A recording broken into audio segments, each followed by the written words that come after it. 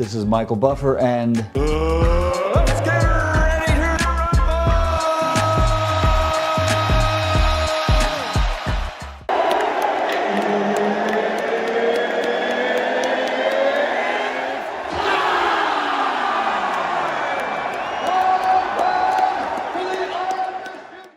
Are you related to Bruce Buffer? you mean my brother? It is your brother. Yeah. Wow. Yeah. How do you? Because I mean, he's really. Did you guys grow? I mean, when you took over this, Story, Mike. yeah. It's a very interesting story. I have two brothers, Bruce and Brian Buffer. Brian is a retired cop here in L.A. Wow. And I was born, I'll be 75 in 10 weeks. You look 75, unbelievable. man. That's right, You son. look unbelievable. That's right, your dad, Britain whippersnapper. I was born in 44 during World War II. I'm gonna do this shit. I'm gonna be And 55. I never thought about living that long now. my parents were married like at 18, 19 years old, World War II. She's pregnant, he goes off. End of the war, he comes back. They don't even know each other. But, Wow. at the age of 11 months, because, she had to go and work, and so I went to live with foster parents in the Philadelphia area, who I ended up staying there my whole life. So whenever I say mom and dad, I'm talking about the people that raised me. Wow. Just like when you say mom, sometimes you're referring to, Camille, yeah. And it's that relationship, that's what matters. And I always knew my real mother growing up. I saw her, every Sunday afternoon. We went to the movies and everything. And so it was perfectly normal for me to have, have this home, and then on Christmas, have another parent come in and bring presents. So it was great, I had to leave it to Beaver life in the 50s growing up. I had the same exact thing. Yeah. Brooklyn and upstate New York. Yeah. So when I was raised with the last name Huber, Huber. That was my foster parents' name. Social security number, high school diploma says Michael Huber. 1965, I enlisted in the Army, and my birth certificate has Buffer on it.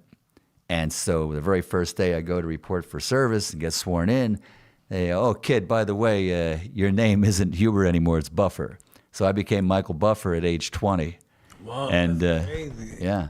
And then 29 years later, I get a phone call where I'm doing the fights at Dan Goosen's Reseda Country Club on ESPN.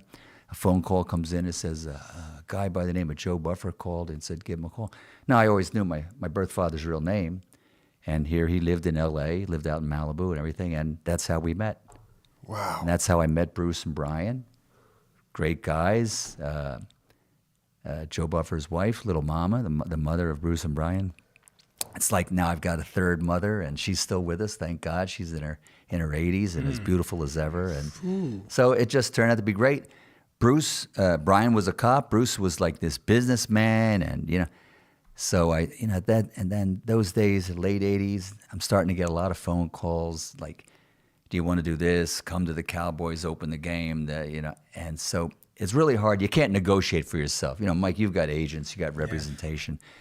So I said to Bruce, look, why don't you take these phone calls and, and we'll make the deals, and plus worked out a thing where we formed a partnership. I had the trademark, was cooking. And I said, you go out and knock on doors and we'll push the trademark and appearances, and it worked out. Then I got a job with this thing called UFC. And it was like they had their fourth or fifth show, and I did 3 of them. In those days, they couldn't get licensed anywhere. Yeah. So I had to go to Montana or whatever. But at the same time, I had a great deal with WCW Wrestling, with the Eric Bischoff on TNT. And it was when the wrestling wars were on, man. WWF. Big rating wars. Ratings, 10 each. A 10 share on cable. Do you know, the Kardashians don't get 10s. Wow. It was like unbelievable. So they were rating each other. And so WCW had Hulk Hogan, Randy Macho Man We beat Savage. them all. I was with WWE. We beat them all. We broke the records. Ric Flair. Yeah, we beat everybody. We broke all the records. We beat everybody during the battles, the wars. Between the two, Raw and what was it called? WCW Nitro. Monday Nitro. Yeah, Monday They were on at Nitro. the same time, and they each got 10s. 20% of all cable was watching professional wrestling. Yes. So anyway, That's so crazy. So Turner and WCW, they said, look, you got this fat contract. We'd appreciate it if you didn't do that UFC stuff. That's going nowhere. So eventually, Bruce occasionally would do like an undercard for me, and he was really, he had those pipes and everything. And Bruce is actually trained in MMA. He's really knowledgeable and all. So, he said, "Would you mind if I try to get my foot in the door?" I said, "Man, I'll Go for it. behind you. Go for it." And that's how he got into UFC, and over 20 years now. And he's a superstar. Oh, definitely. I see him over there. I talk to him every now and Yeah, then. he told me. He said, "Tell Mike I said hi." That's so awesome, man. What an incredible story that is. Yeah. I think we were so shocked at the story, and a lot of people that we talked to before the episode, you've told the story before, but they didn't know the story, and we were really unaware of how the gap between the stories happened. So how did you find out that Michael Buffer was your long lost brother? Well, back, my grandfather on record is Johnny Buff. He was the bantamweight flyweight champion in the world in 1921. Okay. And I grew up, my dad was, boxer in the Marines, 13 years, drill instructor, hand-to-hand combat, served in World War II in Korea.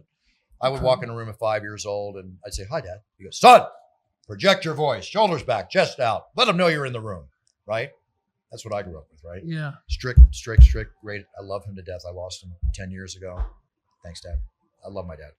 Tough man, though. He had me teaching me fighting. We were in Philadelphia. He taught me how to fight, said, "You're going to get picked on. I'm going to show you how to handle yourself." So, I mean, I was in the fighting world from right out of From the womb. beginning, huh? Yeah. Watching boxing and everything. That's what we did. We loved boxing.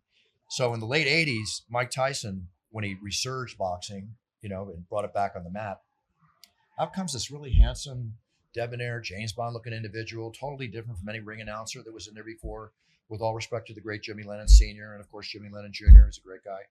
And I'm like, wow, this is cool. Buffer? What?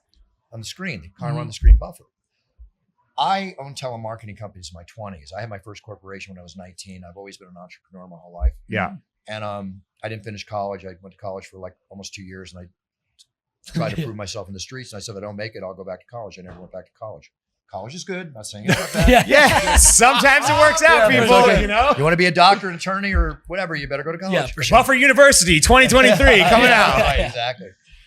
So out comes this guy, and I'm like, wait a minute, because before the internet, when my salesman, we sold office supplies. I was like the Wolf of LA, but doing it legally. I was I like that. The That's Wolf of fair. LA. That's good. I was right. very, very successful in telemarketing. And what I looked in the phone book is all of us did back then. You want to see if your last name's in Detroit or if it's in, Philly where I was or whatever. Never saw my last name in the phone book unless it was my family, right? So who is this guy Buffer? Then people start coming up to me. "Hey, is that your brother? That guy that goes, 'Let's get ready to rumble'?" I go, "No, my brother's Brian. I don't know." So about 6 months of this happens, and then I start calling like Don King's offices, Bob Arum's offices, and trying to find out about this guy. And it turns out that he was living like 20 miles away from where I lived in Philadelphia, right, in Jersey, and on the other side. And there were just so many similarities, and then it just kept getting bigger and bigger and bigger. So finally, I was driving up north with my dad, and I told him everything I just told you. And I said, "Dad, do you have any idea who this guy is?" "I think that's your brother." I'm 28 years old. It's like, wait, I would have probably driven off the road if I was driving. "What are you talking about?" He goes, "Son, I never told you. I've been married to your mother for whatever at that time, 35 years or whatever it was. But I never told you that when I was 20, I went over to do my part in World War II, and I got married before I left, and a son was born when I was gone. I came back, a divorce ensued. Last time I saw him was when he was 2.5. And, I'd send off checks to P.O. Box and stuff. It's just one of those things, son. And his mother passed away. He was raised by foster parents under the name of Huber. And now I'll tell you what I know from Michael and from everybody. But he was never formally adopted.